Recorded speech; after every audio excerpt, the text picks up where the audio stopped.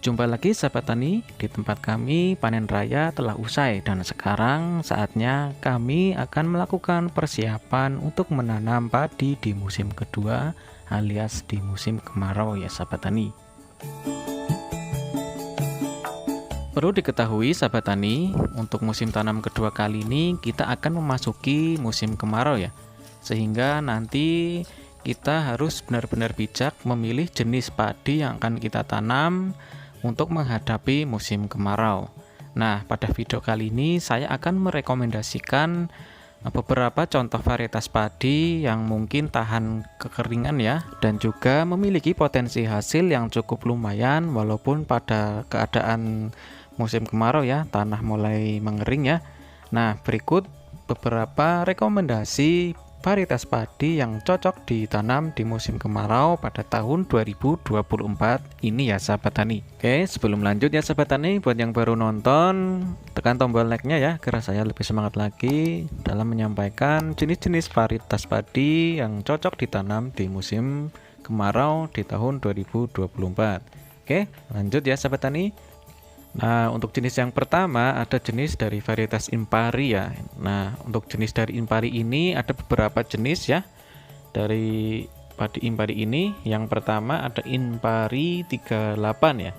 Nah, untuk Impari 38 ini mempunyai usia rata-rata panen kurang lebih 115 HSS ya setelah semai ya. Dan dengan potensi hasil panen kurang lebih 8,16 ton per hektarnya ya sahabat tani.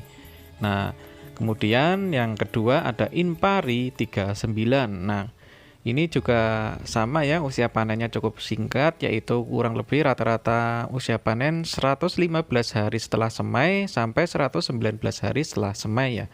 Dan potensi hasil panennya cukup lumayan ya, hampir sama dengan Impari 38 yaitu 8,45 ton per hektarnya. Kemudian yang ketiga ada Impari 40. Nah, ini juga memiliki usia rata-rata panen sama ya dengan Impari 39 dengan potensi hasil panen yang cukup lebih besar ya, dengan hasilnya kurang lebih 9,6 ton per hektarnya. Kemudian yang keempat ada Impari 41. Nah, untuk Impari 41 ini usia panennya cukup singkat ya, kurang lebih 114 hari setelah semai ya, atau HSS ya. Kemudian untuk potensi hasilnya kurang lebih 7,83 ton per hektarnya. Nah, ini lebih sedikit daripada Impari yang sebelumnya saya sebutkan ya. Nah, dan untuk yang terakhir ada Impari 42 ya sahabat tani. Nah, untuk Impari 42 ini di tempat saya atau di daerah saya ini cukup populer ya, karena banyak sekali yang menanam. Saya juga pernah menanamnya ya.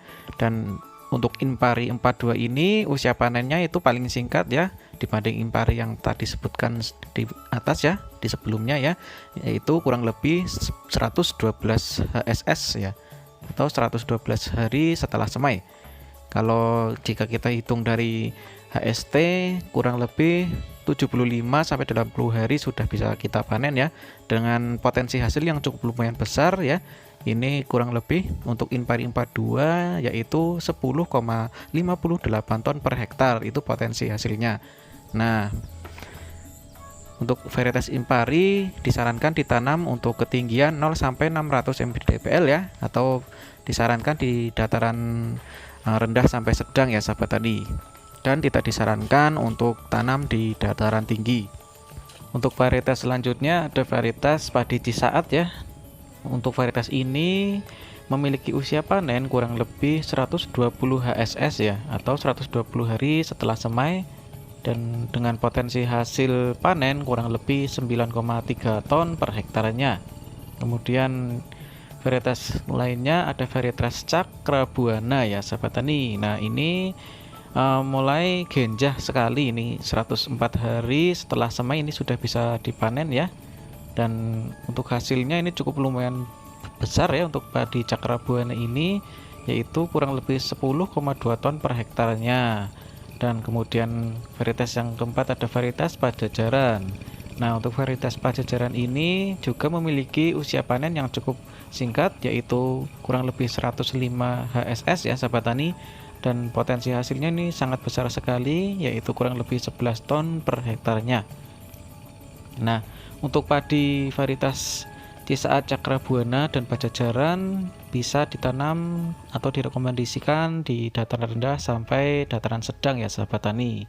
Nah, kemudian varietas kelima ada varietas Situbagendit. Ini adalah varietas masuk padi gogo ya sahabat tani, dengan usia panen kurang lebih 110 sampai 120 HSS ya sahabat tani, dengan potensi hasil kurang lebih 6 ton per hektarnya. Nah, dengan rata-rata di lahan kering untuk varietas Situbagendit ini 4 ton per hektarnya, kemudian di lahan basah kurang lebih 5,5 ton, dan ini disarankan ditanam di dataran sedang dan sampai dataran tinggi ya sahabat tani. Nah, sahabat tani, dan untuk varietas padi tahan di musim kemarau ya, untuk rekomendasi yang terakhir ada di varietas Inpago ya sahabat tani. Inpago adalah singkatan dari Inbrida Padi Gogo. Nah, di sini ada 3 jenis ya dari varietas Inpago. Yang pertama ada Inpago 10 ya sahabat tani. Nah, Inpago 10 ini rata-rata usia panen kurang lebih 100 sampai 120 HSS dengan potensi hasil kurang lebih 7,3 ton per hektarnya ya sahabat tani. Kemudian untuk selanjutnya ada Inpago 11. Nah, ini hampir sama untuk rata-rata usia panen, dan untuk potensi hasil ini lebih sedikit dari Inpago 10, yaitu 6 ton per hektarnya ya sahabat tani. Kemudian yang terakhir rekomendasi untuk padi di musim kemarau ada Inpago 12. Nah, ini lumayan ya, lumayan cepat panennya, kurang lebih 111 HSS dengan potensi hasil yang cukup besar, kurang lebih 10,2 ton per hektarnya. Nah, untuk jenis padi Inpago ini adalah padi gogo ya, yang disarankan ditanam di dataran tinggi ya sahabat tani.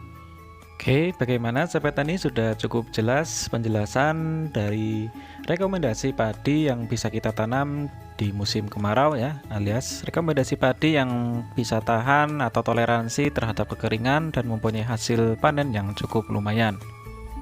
Oke, cukup sekian ya, mungkin ada sedikit kesalahan ataupun informasi yang kurang tepat, saya mohon maaf. Terima kasih sudah menonton, sampai jumpa di video selanjutnya. Assalamualaikum warahmatullahi wabarakatuh.